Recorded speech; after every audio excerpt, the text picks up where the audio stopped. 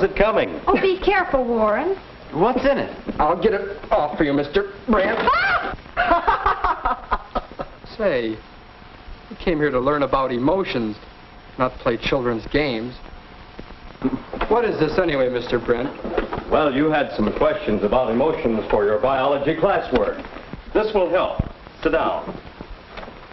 Notice your own emotional reactions to what you've just experienced. What did you feel? What did you do? How about you, Jean? Oh, I've got to catch my breath, Mr. Brett.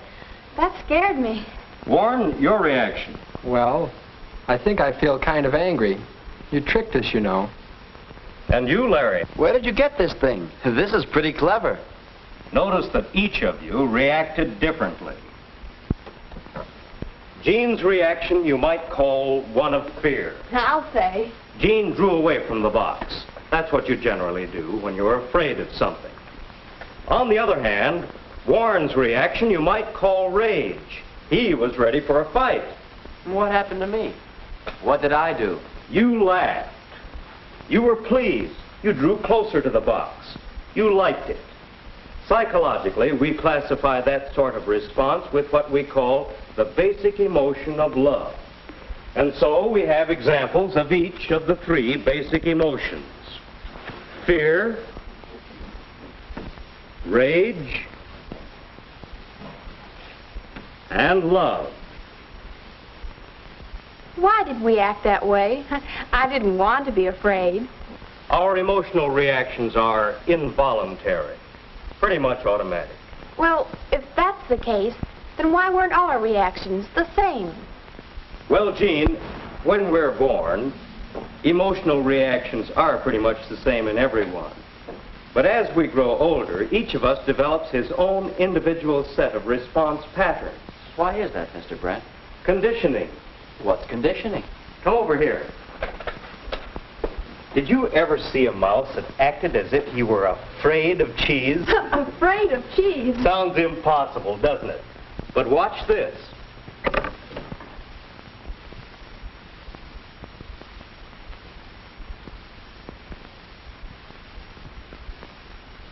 The strangest thing I've ever seen. Is that the result of conditioning, Mr. Brent? How did you do that? Well, we began several months ago with just a mouse, one that liked cheese.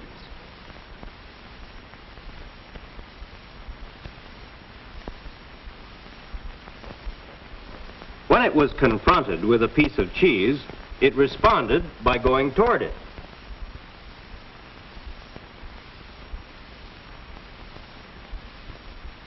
But when the mouse was given a mild electric shock as it approached the cheese, it responded by running back.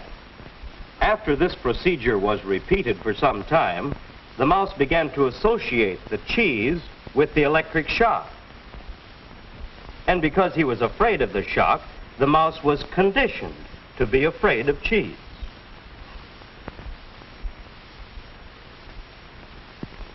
Now, he responds to cheese as he would ordinarily respond to an electric shock. That's what we call conditioning. We hitch up a stimulus, the cheese, with a new response.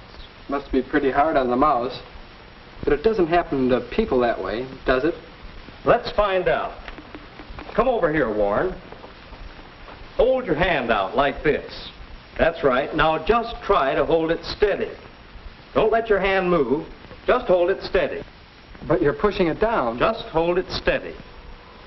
Steady. Steady. Hey, it went up. That's a case of simple conditioning, not involving emotions this time, but still conditioning. Is that the reason that Jean scares so easily? Why, she's afraid of mice. Oh, hush. Very possibly conditioning is the reason.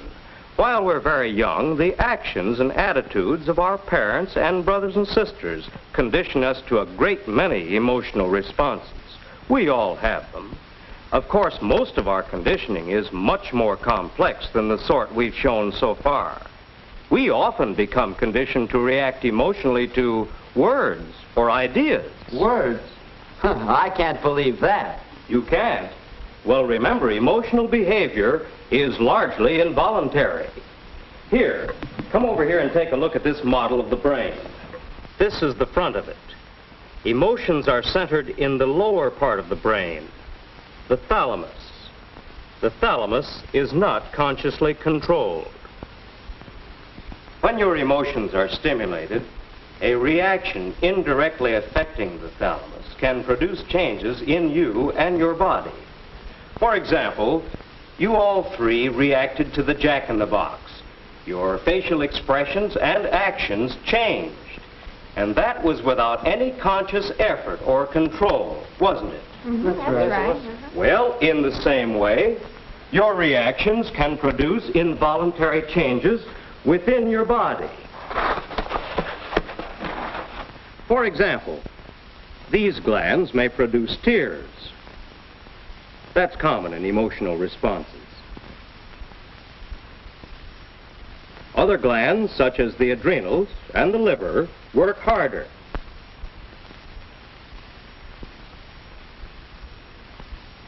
Sweat glands in your skin produce perspiration. Your stomach slows down its digestive action. Your heartbeat changes, sometimes faster or sometimes slower. And your breathing changes. These and many other changes are part of emotional responses. And we can detect some of these changes to measure emotional responses. Measure them? Yes. This device called a polygraph measures variations in breathing and heartbeat, and so indicates emotional responses. Larry, you didn't think you would react emotionally to words. Do you want to try it? Sure. Isn't this something like a lie detector? It's been called that, but actually it measures and records all kinds of emotional responses. This part is the pneumograph, or bellows, which measures your respiration or breathing. Now, if you'll roll up your sleeve, Larry, we'll put this armband on your arm, and this will record your pulse, or heartbeat. You've probably seen one of these in a doctor's office, haven't you, Larry? Yes, sir. Now, if Larry makes an emotional response to anything I mention, you'll notice a change on this record. Oh, this won't hurt Larry, will it? No, indeed. Just relax, Larry. This won't hurt a bit. Yes, this won't hurt a bit. You sound just like my dentist. I'll turn it on.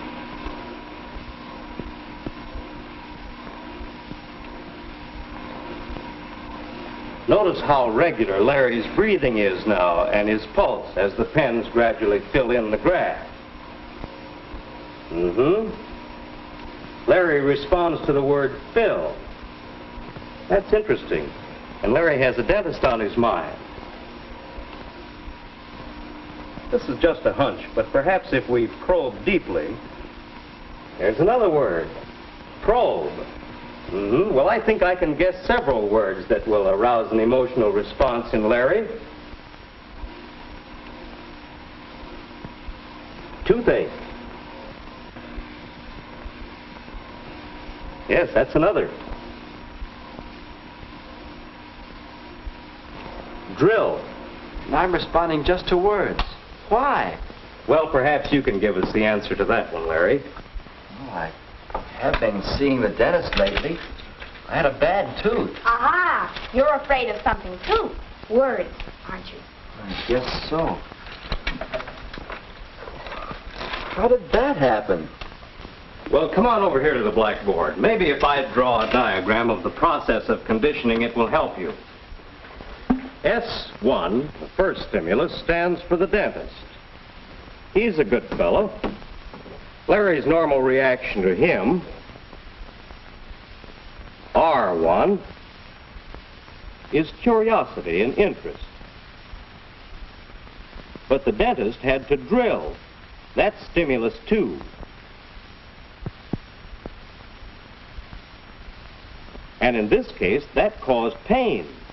Response number 2.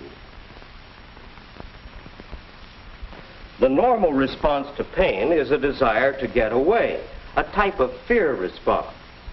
Each time Larry went to the dentist, it was something like the mouse and the cheese. The dentist stimulus became associated with the response of pain, and fear, until Larry is conditioned to react to even words about the dentist with a pain-fear response. This conditioning may wear off after a while, or it may not. Emotional disturbances may ruin your appetite, make you nervous, even upset your stomach. Why, it's like running away from cheese. I can see where conditioning can be pretty unhealthy. That's true, Jean, but don't forget that conditioning can also be very useful. It's a good idea to be conditioned to stop whenever you see a red traffic light. Well, then we want to get rid of unhealthy conditioning? I don't want to be a scaredy cat all my life. That's right. You want to grow into a mature, balanced person. That's a matter of conditioning, too. Condition yourselves to make more mature responses. Now, let's review a bit. We have certain basic emotions which are controlled subconsciously. They are modified and changed by a process called conditioning. Now, by understanding conditioning and using it, we can more easily achieve emotional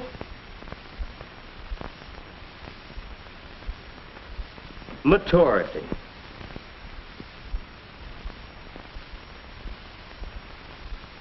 Let's remember what happened with the Jack in the Box. Each of you made a different response, but all your responses were a little immature. Mature persons respond in a more balanced manner. That is, their responses include a little of each of the basic emotions. Enough fear for protection, a little anger or rage at being made foolish, a spark of the love response. That is, interest, curiosity, pleasure. A balance, you see. And we all want to become more mature emotionally, don't we? Oh, I sure do. Al. Before we go, Mr. Brent, may I keep this graft? Yes, of course. I'm beginning to see now how important it is to understand your emotions. Thank you, Mr. Brent.